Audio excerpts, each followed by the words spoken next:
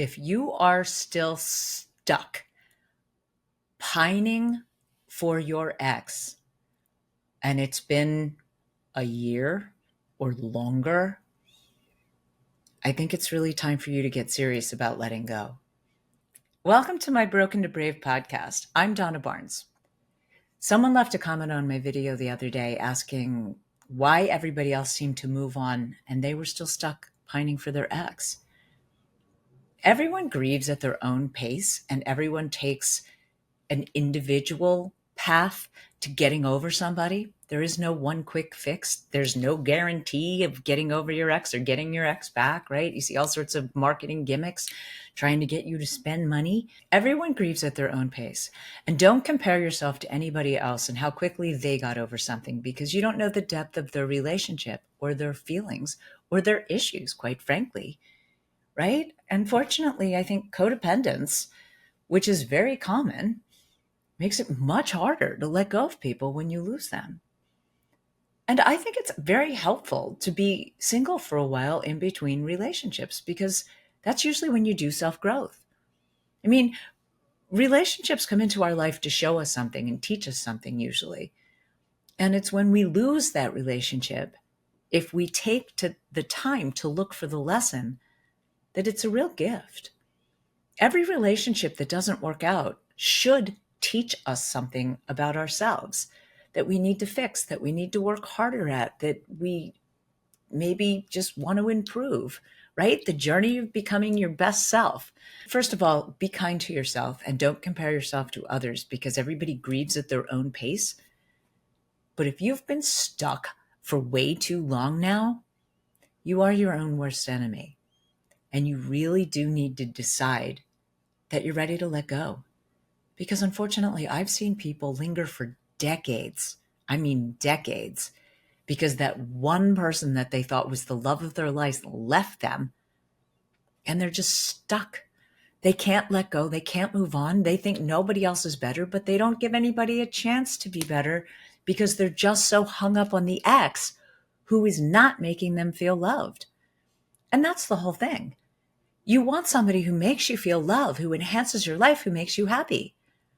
And being by yourself with the ghost of the person that left you, I think is horrible, right? It's just keeping you in pain and keeping your heart longing for something that you no longer have.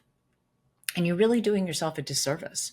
It's normal to go several months to a year trying to get over something. And I think that's a better path than jumping right into another relationship. Far too many people jump right into another relationship and it's the rebound and it doesn't work out. And then somebody gets hurt in that process, right? Which is never helpful. And it's usually you, really. If you're still pining for your ex, it's really hard to be with somebody new, because if you're thinking about the ex the whole time, it just makes you feel worse, right? So if you've done that, you know that what I'm saying is true. If you've just gotten out of a relationship that you really thought was going to be forever, you do need time to process that. And it can take a year, but it shouldn't take longer than a year, really. I mean, for me, I've usually gone 2 years between significant relationships, but largely because it takes me a year to want to be in another relationship and to really work through some stuff. But then it takes a while to find somebody that you really connect with. That's actually not a bad process, because by the time you process all that and then get yourself out dating again, you should be truly ready to date. If you feel like you're really stuck and you can't let go of your ex, and it's been more than 6 months or more than a year, you absolutely need to start going out and being social with your friends. But I really think I get on a dating app. It's like shopping. If nothing else, just look, right? Just shop to see what's out there. But to start to put your head in the space of meeting someone new. If a minimum of 6 months or a year has gone by and you're still stuck pining over your ex, meanwhile, your ex has moved on and is happy with somebody else, you really need to get serious about deciding that that person is not good for you. And I've said it a million times, I'm such a big fan of the cons list, of writing pen on paper, because your brain processes information better that way. all of the things that you didn't like about that relationship. And I know frequently people say to me, but there was nothing wrong with that relationship. They were perfect, right? Nobody's perfect. And the fact that they've hurt you and the way they hurt you and that they're not available anymore is a big, big, big con, right? So start with that. And while you're at it, make a list of the things that you really want in a relationship so that it can be really clear to you. Do you know your deal breakers? And I mean, usually when you come out of a relationship, whatever was the problem, you're hyper focused on in the next relationship, right? But then that can cause you to pick a wrong person because you're focused on the wrong thing. Doing some self-growth work is the absolute blessing of going through a breakup, because it's usually when most people want to do any kind of work on themselves. I mean, sign up for coaching with me. I have a plethora of books I can recommend for you that can really help to move you forward and understand perhaps what happened with your ex. And I think that's really it. I mean, for me, when I go through a breakup, I need to understand what happened. I need to understand my part in it so it doesn't happen again. And I need to understand my ex's part in it so that I don't pick that again, right? So there's a lot of value in the self-growth work after a breakup. And you don't need to be in a hurry to date again until you've gone through that self-growth work and really become a better version of yourself, right? So the pursuit of happiness, right, is outrunning previous versions of yourself. And a breakup is the most motivation to do that. But if you've been lingering far too long, I think you need to get really serious about self-growth, work on some things that have been an issue for you, or just read some motivational kind of books, things that are about forward thinking or forwarding your career. Use this time constructively to become a better version of yourself, and get yourself out and date. If you've been stuck for a really long time, you have to get yourself out and date. You will feel better. And the first couple of dates, it's going to be difficult, but then it's going to get easier. And get out a lot and get around people. And dating is just like anything else. The more you do it, it's practice, right? The more you do it, the better you get at it. So I highly recommend that. Also, just be kind to yourself.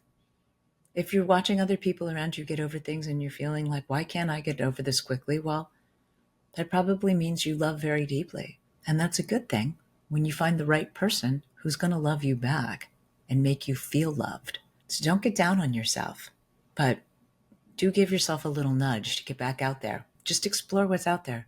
Just start having fun. Do not talk about your ex. Stop talking about your ex to everybody, because that is making you relive it every time you tell your story. Anytime you talk about your ex at all, you are reliving it. That's why you like talking about your ex, because you like that dopamine that you get from it, right? But then it's keeping you addicted to that person and it's keeping you in pain. So you really need to stop talking about your ex. Stop, go out with people and don't talk about your ex is the best thing for you when you're trying to get over somebody. Keep your thoughts in the present and put yourself present with your friends. Do not retreat into your head with all that highlight reel of all the memories of things you did together. Really put yourself in an atmosphere like the no X zone, right? And call it the no X zone. You can't talk about your ex. You can't think about your ex. If you catch yourself thinking about your ex, start a conversation with somebody about something else.